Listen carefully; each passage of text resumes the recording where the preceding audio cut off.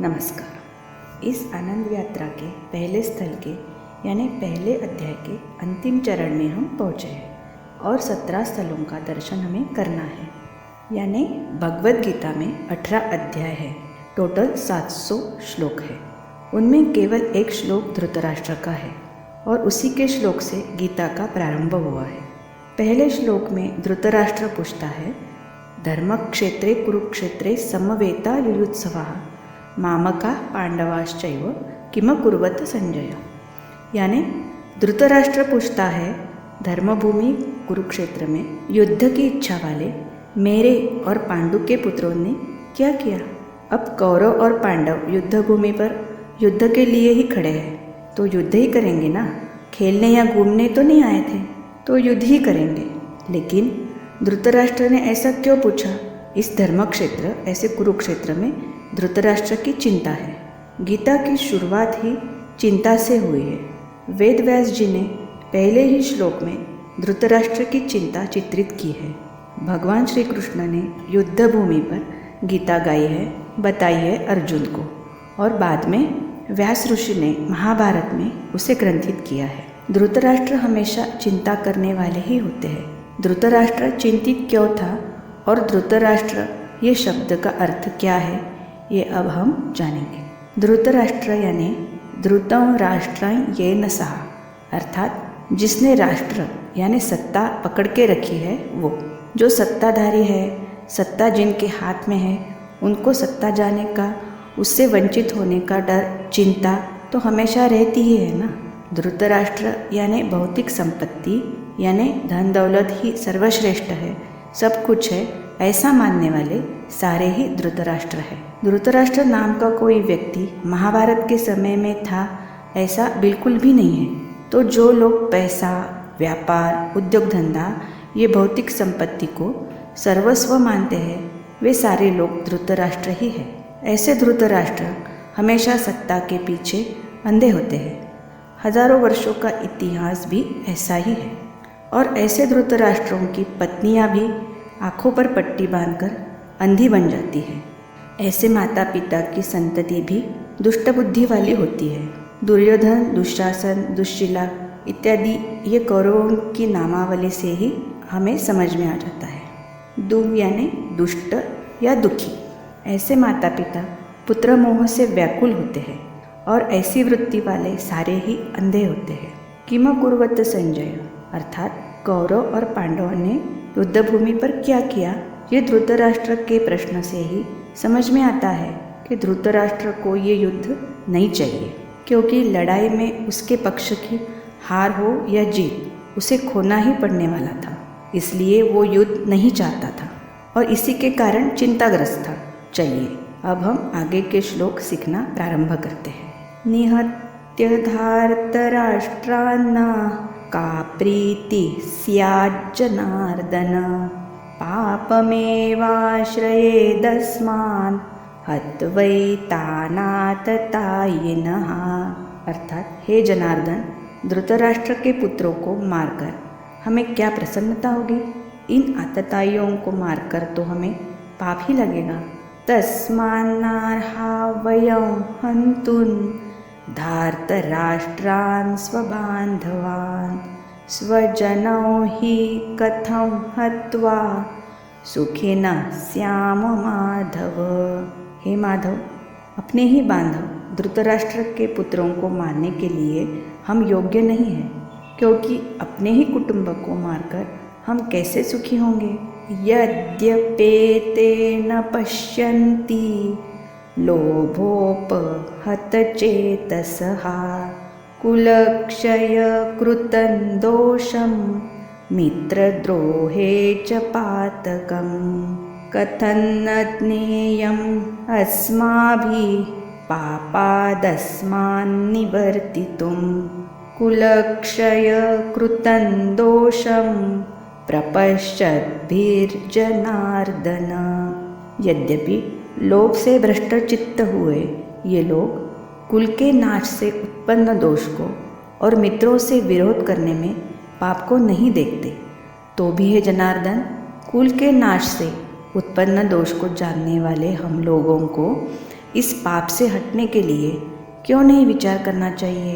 कुलक्षये प्रणश्यन्ति कुलधर्माः सनातनाः धर्मे नष्टे कुलं कृत्स्नम् अधर्मोऽभिभवत्युत। कुल के नाश से सनातन कुल धर्म नष्ट हो जाते हैं। धर्म के नाश हो जाने पर संपूर्ण कुल में पाप भी बहुत फैल जाता है। अधर्माभिभवात् कृष्ण प्रदुष्यन्ति कुलस्त्रियः स्त्रीषु दुष्टासु वार्ष्णेय जायते वर्णसंकरः। हे कृष्ण, पाप के अधिक बढ़ जाने से कुल की स्त्रियां अत्यंत दूषित हो जाती है, और हे वार्ष्णेय, स्त्रियों के दूषित हो जाने पर वर्ण संकर उत्पन्न होता है। संकरो नरकायैव कुलघ्नानां कुलस्य च पतन्ति पितरो येषां लुप्तपिण्डोदकक्रियाः। वर्ण संकर कुलघातियों को और कुल को नरक में ले जाने के लिए ही होता है। लुप्त हुए पिंड और जल की क्रिया वाले अर्थात श्राद्ध और तर्पण से वंचित इनके पितर लोग भी अधोगति को प्राप्त होते हैं। दोषैरेतैः कुलघ्नानां वर्णसंकरकारकैः उत्स्याद्यन्ते जातिधर्माः कुलधर्माश्च शाश्वताः। इन वर्ण संकर कारक दोषों से कुलघातियों के सनातन कुल धर्म और जाति धर्म नष्ट हो जाते हैं। उत्सन्न कुलधर्माणां मनुष्याणां जनार्दन नरके नियतं वासो भवतीत्यनुशुश्रुम। हे जनार्दन, जिनका कुल धर्म नष्ट हो गया है, ऐसे मनुष्यों का अनिश्चित काल तक नरक में वास होता है, ऐसा हम सुनते आए हैं। अहो बत महत्पापं कर्तुं व्यवसिता वयं यद्राज्य सुखलोभेन हन्तुं स्वजनमुद्यताः। हम लोग बुद्धिमान होकर भी महान पाप करने को तैयार हो गए हैं, जो राज्य और सुख के लोभ से स्वजनों को मारने के लिए उद्यत हो गए हैं।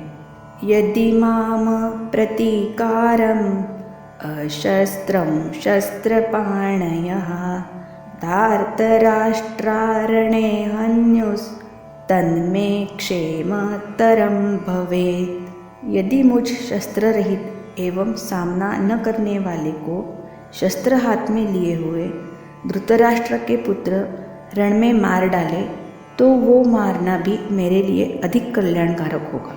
संजय उवाच एवमुक्त्वा अर्जुनः संख्ये रथोपस्थ उपाविशत् विसृज्य सशरं चापं शोकसंविघ्नमानसः। संजय बोले, रणभूमि में शोक से उद्विग्न मन वाले अर्जुन इस प्रकार कहकर बाण सहित धनुष को त्याग कर रथ के पिछले भाग में बैठ गए। ये सारे श्लोकों में हमने देखा कि अर्जुन युद्ध के परिणाम श्री कृष्ण को बता रहा है। तो क्या भगवान श्री कृष्ण ये सब जानते नहीं थे? हाँ, बिल्कुल जानते थे। वो तो त्रिकालदर्शी है, भूतकाल, भविष्यकाल और वर्तमान काल जानने वाले हैं। तो अर्जुन की ऐसी कायरता युक्त, भयग्रस्त, मोह से भरी और कर्तव्यच्युत स्थिति का कारण क्या है, ये हम अब देखते हैं। द्यूत में छल से कौरवों ने पांडवों का सब कुछ छीन लिया था। उसके बाद पांडवों को 12 वर्षों का वनवास और 1 वर्ष का अज्ञातवास हुआ था। वो पूरा करके पांडव लौटे तो धृतराष्ट्र और कौरव पांडवों को उनका राज्य लौटाना नहीं चाहते थे, युधिष्ठिर को राजा बनाना नहीं चाहते थे। तब धृतराष्ट्र ने अत्युच्च तत्वज्ञान से भरा हुआ संदेश संजय के साथ पांडवों को भेजा। लेकिन ये मामला तो डेविल कोटिंग द बाइबल, यानी शैतान ने बाइबल का सहारा आधार लेने जैसा था। धृतराष्ट्र ने उस संदेश में पांडवों को समझाने का प्रयास किया था। क्या प्रयास किया? धृतराष्ट्र ने कहा, महान होने के लिए जिनका जन्म हुआ है, ऐसे तुम लोगों को युद्ध शोभा नहीं देता। और इस तरह की मर्मवचनें सुनकर युधिष्ठिर थोड़ा सा ढीला नरम हो ही गया था। लेकिन श्री कृष्ण वही खड़े थे। उन्होंने संजय शिष्टाई यानी संजय का संदेश सुना और उसे तुरंत सुनाया कि आप अति उच्च तत्वज्ञान समझा रहे हो, लेकिन मैं इतना ही कहता हूँ कि जहाँ से ये संदेश आया है उन्हीं लोगों से इस संदेश के आचरण की शुरुआत होगी तो बहुत अच्छा होगा। संजय शिष्टाई, संजय का संदेश, ये धृतराष्ट्र द्वारा खेला हुआ एक खेल था, कपट था। इस संदेश से धृतराष्ट्र को पांडवों का, अर्जुन का शौर्य, वीर्य, प्रभाव और पौरुष को नष्ट कराना था।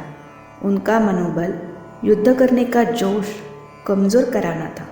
और इस खेल में धृतराष्ट्र काफ़ी हद तक सफल भी हुआ, क्योंकि अभी हमने अंतिम श्लोकों में देखा, उद्विग्न मन वाले अर्जुन अपने शस्त्र अस्त्र त्याग कर रथ में बैठ गए। दूसरा और एक कारण है, 1 वर्ष तक अज्ञातवास में अर्जुन स्त्री समुदाय में रह चुके थे। बृहन्नड़ा नाम का स्त्रीवेश धारण करके राजकुमारी को नृत्य सिखाने का काम अर्जुन ने किया था। सतत स्त्री सहवास में रहने से कठोरता नष्ट हो जाती है, मनुष्य सुखासीन होता है और उसका पौरुष भी कम होता है। ये स्त्री सानिध्य सहवास का परिणाम है कि अर्जुन के मन में इतनी करुणा जागृत हुई, इतनी खिन्नता आई कि उसका मुख सूख गया, शरीर कंपित होके हाथ से गांडीव गिर रहा था। तो संजय शिष्टाई और स्त्री सहवास से अर्जुन की ऐसी अवस्था हुई। अब हम 36 से 47 तक के श्लोक एक साथ पठन करेंगे। उससे पहले आपको मेरा ये वीडियो अच्छा लगा तो इसे लाइक, शेयर और कमेंट ज़रूर कीजिए और मेरे इस गीतांजलि चैनल को सब्सक्राइब भी ज़रूर कीजिए। तो चलिए शुरू करते हैं। ओम श्री परमात्मने नमः। अथ प्रथमोऽध्यायः। अर्जुन उवाच निहत्य धार्तराष्ट्रान् का प्रीतिः स्याज्जनार्दन पापमेवाश्रयेदस्मान् हत्वैतानाततायिनः तस्मान्नार्हा वयं हन्तुं धार्तराष्ट्रान् स्वबान्धवान् स्वजनं हि कथं हत्वा सुखिनः स्याम माधव।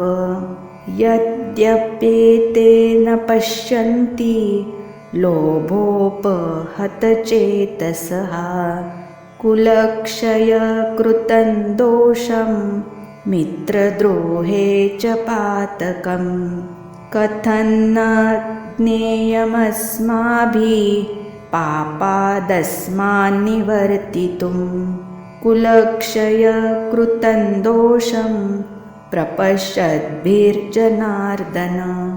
कुलक्षये प्रणश्यन्ति कुलधर्माः सनातनाः धर्मे नष्टे कुलं कृत्स्नम् अधर्मोऽभिभवत्युत अधर्माभिभवात् कृष्ण प्रदुष्यन्ति कुलस्त्रियः स्त्रीषु दुष्टासु वार्ष्णेय जायते वर्णसंकरः संकरो नरकायैव कुलज्ञानां कुलस्य च पतन्ति पितरो येषां लुप्तपिण्डोदकक्रियाः दोषैरेतैः कुलज्ञानां वर्णसंकरकारकैः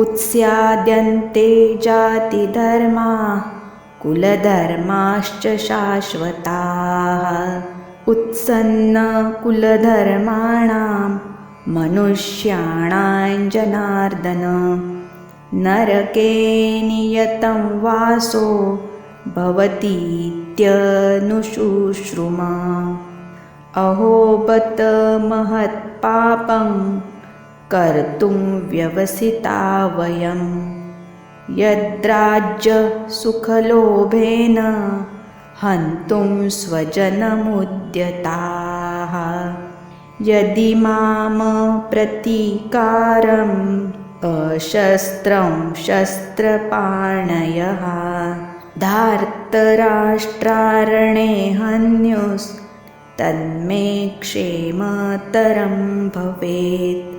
सञ्जय उवाच एवमुक्त्वार्जुनः सङ्ख्ये रथोपस्थ उपाविशत् विसृज्य सशरं चापं शोकसंविघ्नमानसः। ॐ तत्सदिति श्रीमद्भगवद्गीतासु उपनिषत्सु ब्रह्मविद्यायां योगशास्त्रे श्रीकृष्णार्जुनसंवादे अर्जुनविषादयोगो नाम प्रथमोऽध्यायः। श्री कृष्णार्पणमस्तु। यहाँ हमारा पहला अध्याय पूरा हुआ। अगले वीडियो में हम पहला अध्याय पूरा एक साथ पठन करेंगे। तब तक ये श्लोक कंठस्थ कीजिए। मिलते हैं नए वीडियो में नई जानकारी के साथ। नमस्ते।